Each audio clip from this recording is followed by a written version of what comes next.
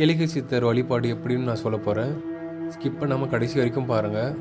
மறக்காமல் லைக் பண்ணுங்கள், ஷேர் பண்ணுங்கள், மறக்காமல் சப்ஸ்கிரைப் பண்ண மறந்துடாதீங்க. அப்போ தான் என்னுடைய வீடியோ கண்டினியூஸாக வந்துட்டுருக்கோம். கேளிக்கை சித்தர் வழிபாடு எப்படின்னு சொல்லிட்டு நம்ம சப்ஸ்கிரைபர் கேட்டிருந்தாங்க. அது எப்படின்னா, காலையில் பார்த்தீங்கன்னா 4:45லேருந்து 5:15க்குள்ளே பண்ணலாம். அப்படி இல்லைன்னா மதியம் வந்து பார்த்திங்கன்னா 11:45லேருந்து 12:15 வரைக்கும் பண்ணலாம். அப்படி இல்லைன்னா நைட்டு பார்த்தீங்கன்னா 10:45லேருந்து 11:15 வரைக்கும் பண்ணலாம்.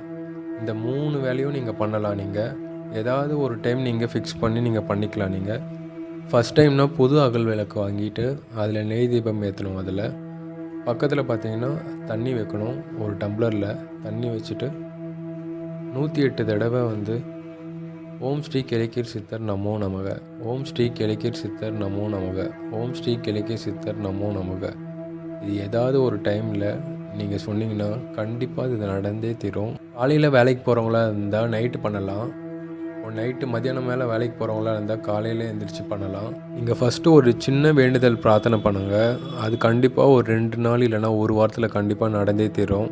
அதுக்கப்புறம் நீங்கள் உங்களுடைய பெரிய பிரார்த்தனையை நீங்கள் வேண்டுங்க.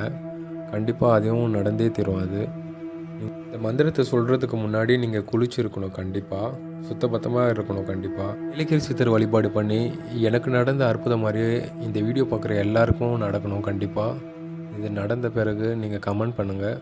Thank you friends.